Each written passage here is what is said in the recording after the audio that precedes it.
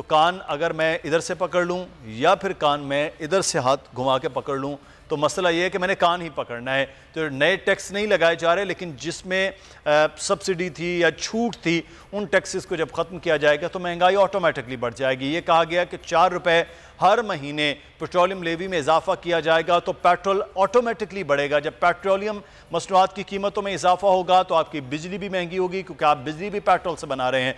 तो आपकी जितनी भी ट्रांसपोर्टेशन है, आपके खाने पीने की हर चीज़, वो ऑटोमेटिकली महंगी हो जाएगी। तो फिर जब पेट्रोल महंगा होगा, ये चीज़ें महंगी होंगी, तो फिर कहा जा रहा है कि एक आम आदमी के लिए बोझ नहीं है। ये कैसे हो सकता है? कारोबारी तबके को बहुत ज़्यादा जो इस्तिस्ना दिया गया था टैक्सेस में छूट के हवाले से, वो भी अब ख़त्म कर दिया गया है। पहले ही हुकूमत के तकरीबन 2 से सवा 2 साल तक ये सवाल होता रहा कि जो डेवलपमेंट है वो नज़र नहीं आ रही। फिर उसके बाद 900 अरब रुपए का डेवलपमेंट का बजट रखा गया कि हुकूमत डेवलपमेंट करेगी, उसमें अब कट लगा दिया गया, यानी 900 से अब 700 अरब रुपए का डेवलपमेंट का बजट है। तो जो डेवलपमेंट पहले ही लोग इंतज़ार कर रहे थे कि सड़कों की तामीर हो, बाकी जो बड़े डेवलपमेंट के काम हैं वो होते हुए नज़र आएँ, वो अब मज़ीद सुस्त हो जाएंगे। तो इसका मतलब ये है कि जहाँ पर महंगाई बढ़ेगी वहाँ पर डेवलपमेंट के मामला जो हैं वो भी खासे कम हो जाएंगे। और सेल्स जो टैक्स है वो भी पेट्रोलियम के हवाले से वो पहले बिल्कुल कम किया गया था, हम बड़ा प्रेज़ कर रहे थे हुकूमत को, अब वो भी दोबारा से बढ़ाया जा रहा है।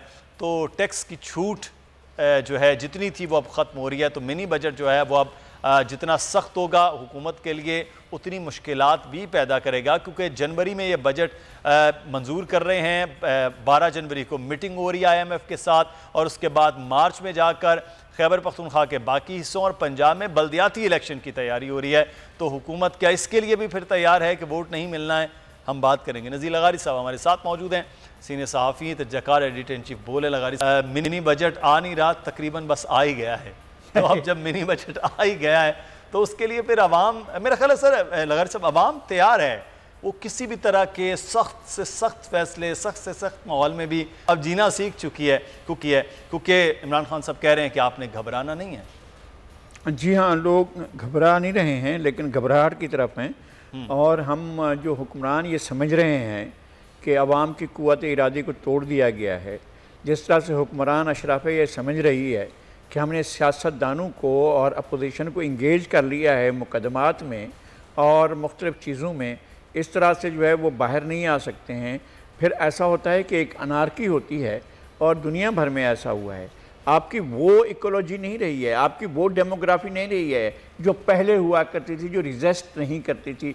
अब रेजिस्टेंस जो है वो उसका मरकज़ तो पंजाब बना हुआ है, और किसके लिए बना हुआ है, कैसे बना हुआ है और क्यों वो उनकी तरफ है, उनके बारे में तो सबको जानते हैं कि उनके सज़ा याफ्ता हैं या किसी तरह से भी हैं। उसके बावजूद जो रास्ते निकाले जा रहे हैं वो भी लोग समझ रहे हैं, और इनको बचाने के लिए जिस तरह का माहौल बनाया जा रहा है वो भी लोग समझ रहे हैं। मेरा ख़्याल ये है कि हमने जिस बड़ी ताकत के इंटरनेशनल इस्टेब्लिशमेंट की मेहरबानियों से जो हमने हकीम उम्मत मंगवाए हैं, हकीम मिलत मंगवाए हैं वहाँ से, अपना IMF से, और जो हमारा बजट बना रहे हैं, हमारी फिस्कल पॉलिसी बना रहे हैं, हमारी मॉनेटरी पॉलिसी बना रहे हैं, वो हमें कुएं में धकेल रहे हैं तेज़ी के साथ, और हमें वहाँ पर उस ख़तरनाक अंजाम की तरफ हमें बढ़ा रहे हैं, जहाँ पर हम आगे जाकर अपना बहुत कुछ खो देंगे या खोने की तरफ चले जाएंगे।